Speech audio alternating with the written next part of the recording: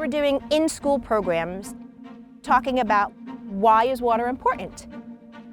And I said, well, where do we get our water from? The students, they're like, at the faucet. And I'm like, okay, but like our water systems, these come from our environment. And we want to provide them with opportunities to recognize that we are interconnected with our environment. And we are interconnected with how nature is evolving all around us.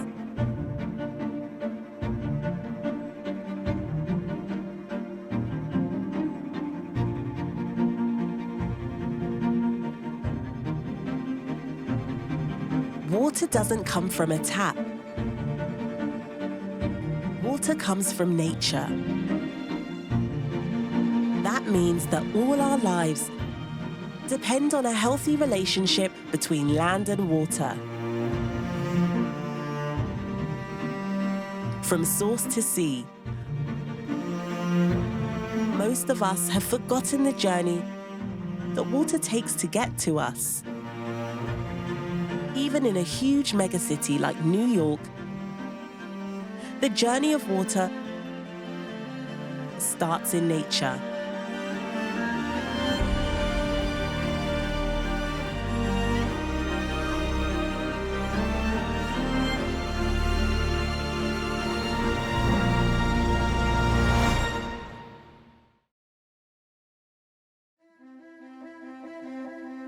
Approximately 90% of New York City's water supply comes from the Catskill Mountains, and protecting that source has always been a priority. But in the 1990s, the city faced a choice to meet new drinking water standards. They needed to either build a massive filtration plant, or they could find ways to ensure that the water coming from the Catskills was even cleaner and more secure. There's a core value from New York City that says the right thing to do is to work with nature and work with people in the watershed to protect the quality of the water at its source. What happens on the land affects the quality of the water. Every step, the leaves, the trees, the roots, the soil, they all act as filters that are cleaning the water. Healthy land equals healthy water. New York decided to double down on its commitment to protecting the source of its water, avoiding the extremely high costs of a new filtration plant. It would cost about $10 to $12 billion to construct, and it would cost about $250 million each year to operate. Those are costs that New York City and the ratepayers and the residents of New York City have been able to avoid for the long term as a result of all the good science-based work that's been done here in the watershed to protect the quality of water at its source. These investments in protecting the source of water, done through collaborations with local landowners and communities, are great examples of some of the nature-based solutions that can solve our challenges with water. These investments resulted in not only some of the cleanest drinking water in the world and huge savings for taxpayers, but also reduced soil erosion and provided lands for thriving wildlife and beloved recreational spaces for people across the region. That really speaks to a hallmark of nature-based solutions, that they almost always are providing multiple benefits. I can guarantee you that the people who come here and love this and enjoy this aren't thinking filtration system in their head. They are just thinking of the beauty of this place, the serenity. People in New York absolutely love these places.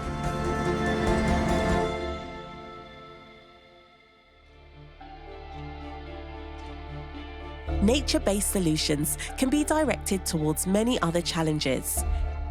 In New York City, these solutions can help reduce flood risk and improve the quality of the water that flows into its bays and harbors. Cities are full of hard surfaces, buildings, roads, and parking lots. These surfaces don't absorb water during storm events, causing high flood risk. Bringing back nature into our cities can slow the flow, reduce floods, and create green, cool places. New York City invested in a Blue Belt program that restores wetlands and other natural features. often called green infrastructure when used to manage stormwater. And we use green infrastructure to collect that water, to kind of hold it temporarily, naturally treat it, and release it in a way that doesn't flood people downstream.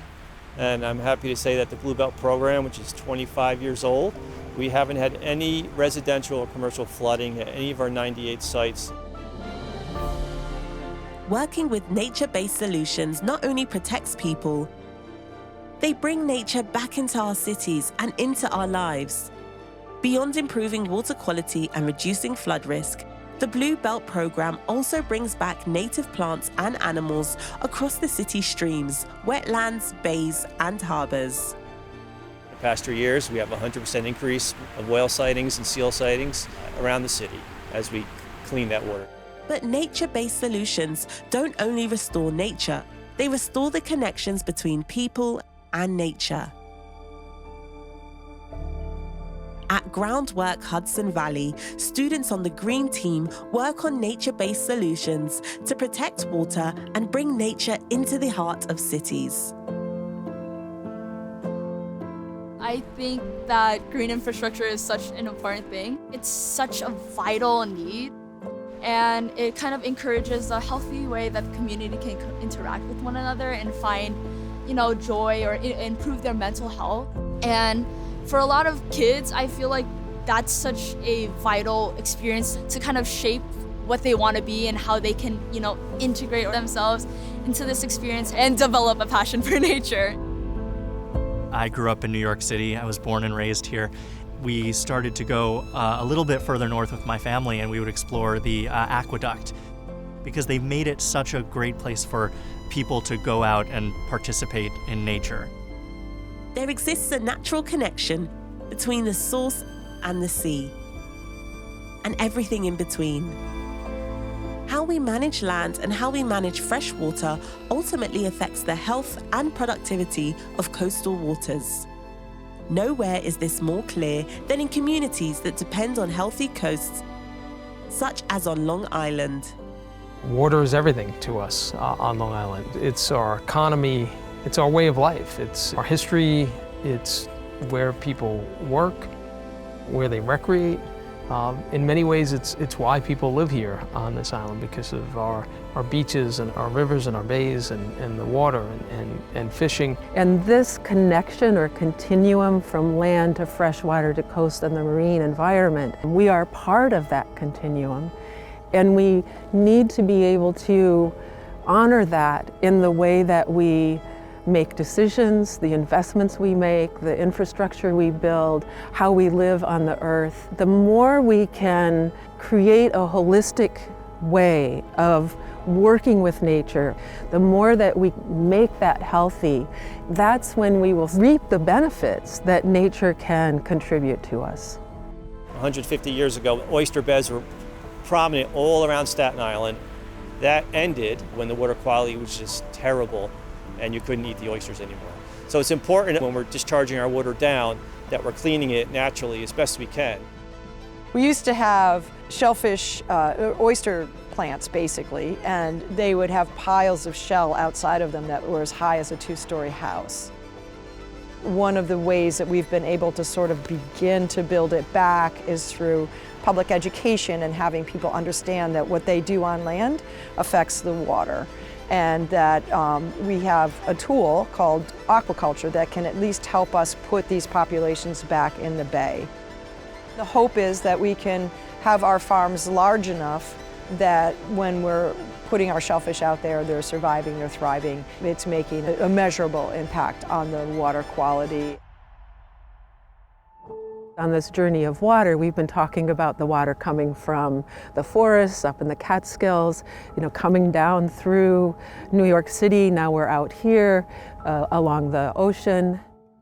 We need to course correct to working with nature as opposed to only taking from nature. We have harmed it too much. The consequences will only get worse and worse. In 50 years, I would like to see more commercial fishing and shell fishing. That means the bay's healthier, and that means to me that people understood in this day and age that what they do on land affects the water. If it's healthy enough to sustain human harvest activity, then that means it's a really healthy estuary, and it's healthy for everything else that depends on the bay, because our estuaries are nurseries for fish. Nature-based solutions in many ways is rediscovering knowledge that we've always had about how nature can support us. And the lessons that we're hearing, the solutions that we're hearing about really can be applied broadly and can be applied in cities and countries and communities around the world.